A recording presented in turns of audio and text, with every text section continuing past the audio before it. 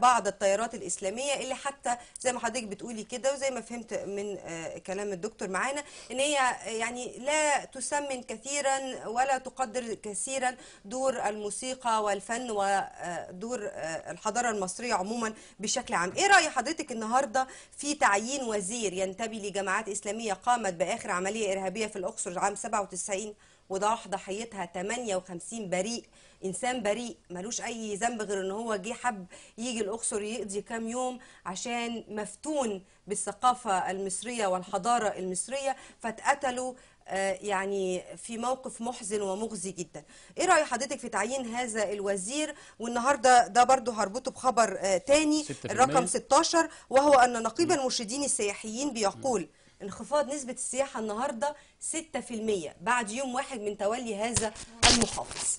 أولا أنا أقدم التقدير والاحترام للوزير أن لزم بيته واشترط أن يوافق عليه المعارضين، ولكني لست موقنة في أن هذا الرجل كان مدان في حادث الأقصر وأسوان ولا لا، لأنه هو أدين في عصر حبيب العدلي وحبيب العدلي كان يلفق. لم يدان حتى الله أعلم. الله أعلم لم يوجه له أي كلام. يعني الله أعلم لو هو كان مدان. طب إيه رأي حضرتك النهارده؟ لو كان مدان والسيد الوزير لو كان مدان إدانة حقيقية هو ما أنكرش هو قال إن هم ليهم إدانة حقيقية يبقى لا ما ينفعش طبعا. طيب أنا أقول لحضرتك حاجة. أولا لو في نقطة ثانية عايزة حضرتك لكن أنا لا أثق في اتهامات حبيب العدلي لأنه كان يلفق على الأغنياء وعلى الاشراف وعلى محمد مرسي مش كان طالع من السجن؟ لا كان طالع في السجن في حاجه سياسيه وماله. ثانيه واحده متاخد 25 يناير يوم 25 يناير. يا جماعه نقطه نظام احنا الموضوع كده سطحناه جدا لان النقطه لا مش سطحناه احنا عمقناه. احنا عمقناه. ما ينفعش لا احنا يا استاذه احنا عيب لما تقولي سطحناه احنا عمقناه. لا انا بقول لحضرتك انت معاكي شخصيات كبيره مش معاكي شخصيات سطحيه. على عيني وعلى راسي ما انا بديكوا كل الاحترام والتقدير ومفيش اي موقف من حضراتكم. انا بقول سطحناه بمعنى ايه؟ حضراتكم مش عايزين تسمعوا سطحناه بمعنى ايه؟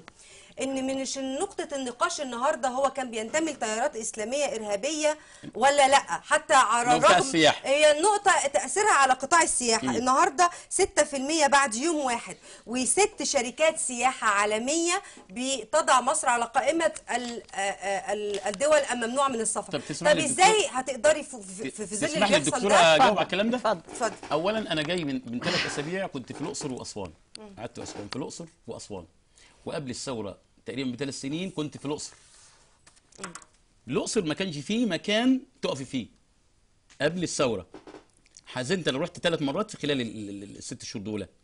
انا ركبت يا دكتوره طب عشان احنا قدامنا دقيقتين انا عايزه بس انا ركبت اقول لحضرتك انا ركبت المركب. وجهه نظرها واضحه ان هي بتقول ان الموضوع بالنسبه لي طالما هو انا بقول لك الموضوع ده لو مدان يبقى لا ليس جماعه اسلاميه. اولا انا ركبت المركب ب50 قرش اللي هو اللانش اللي بعدي من البر الغربي للبر الشرقي، من البر الشرقي للغربي، اللي كان بيتركب ب$40.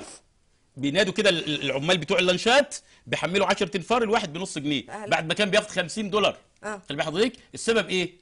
السبب كل يوم مظاهره وكل مظاهره تنتهي بعنف. ده انا بتكلم في الخبر. انا ما فيش سبب. انا عايزه اقول مش الموضوع ان جماعه اسلاميه ولا محافظ الاقصر. والله الخبر بيقول كده نقيب المرشدين السياحيين بيقول هو اصلا الاقصر. انا كنت في وادي الملوك. اذا كان امبارح انا متصور في وادي الملوك ومجموعه من وزاره الاوقاف. بس حضرتك بتقول كلام غير طب حضرتك انا كنت هناك. انا الاسبوع اللي فات كان لسه المحافظ ما تعينش. انا كنت هناك قبلها. كان لسه المحافظ ما تعينش. النهارده لما هي بتقول هي فاضيه.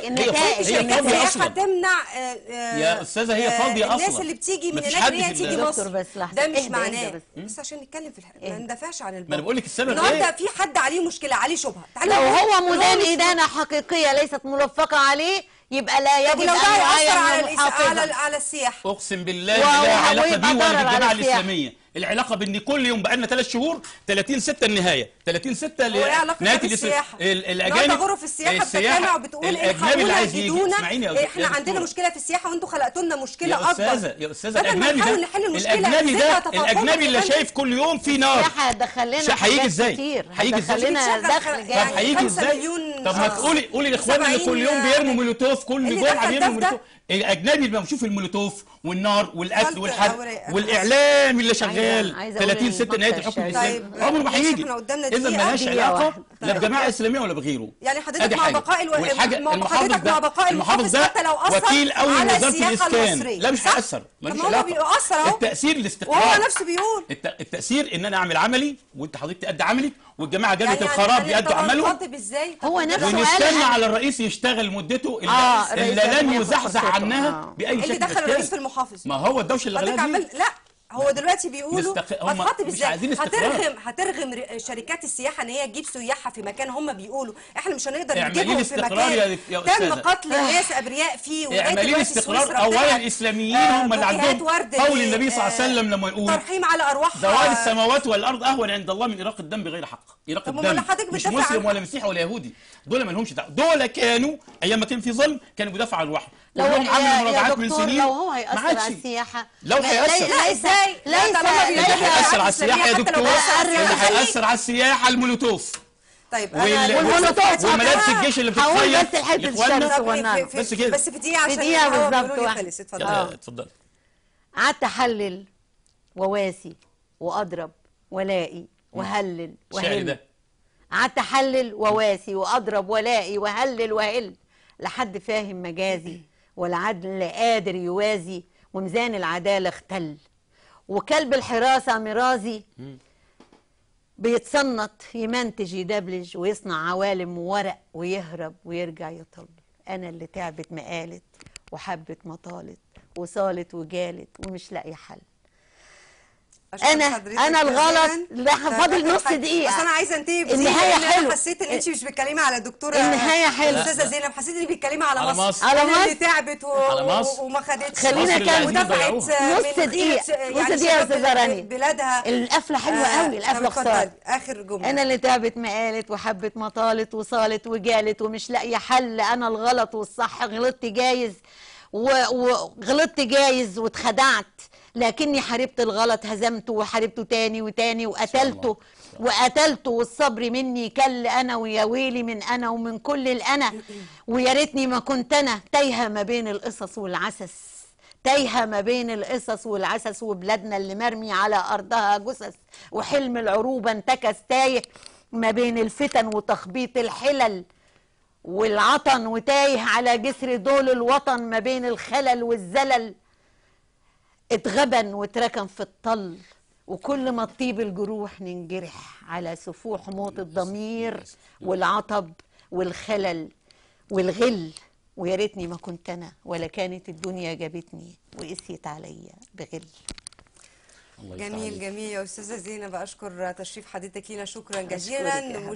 شكر جزيل لاستاذه زينب ابو النجا الشاعره والكاتبه الصحفيه. اشكر تشريف حضرتك وان شاء الله تشرفينا مره ثانيه. ايضا دكتور عبد الغني سليم المفكر الاسلامي، اشكر تشريف حضرتك لينا شكرا جزيلا. مشاهدينا اشكركم. غدا حلقه جديده من الموجز، انتظرونا. تصبحوا على خير. تسلمي يا حبيبتي.